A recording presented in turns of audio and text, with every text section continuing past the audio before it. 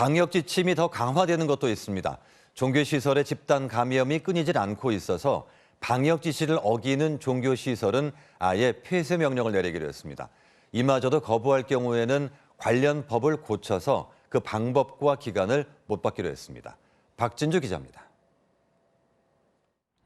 경북 상주의 BTJ 열방센터와 관련된 확진자는 하루 새 16명이 늘어 729명이 됐습니다. 신천지와 사랑제일교회에 이어 종교 관련 집단 감염 사례 가운데 세 번째로 큰 규모입니다. 방역당국과 지자체가 센터 방문자들에게 즉각 검사를 받으라고 요구하고 있지만 아직도 방문자의 45% 수준인 1,300여 명이 검사를 받지 않고 있습니다.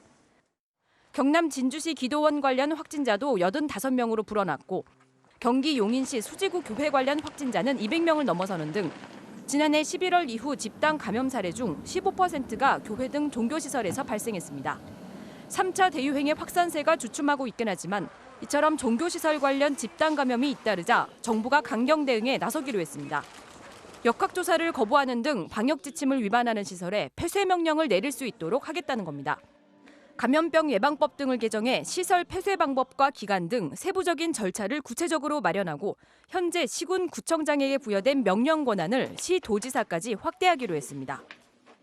방역당국은 시설 규모 등을 고려해 현장 예배를 허용해달라는 종교계의 요구에 대해선 합리적으로 조정하겠다고 밝혀 대면 예배를 일부 허용할 가능성을 시사했습니다.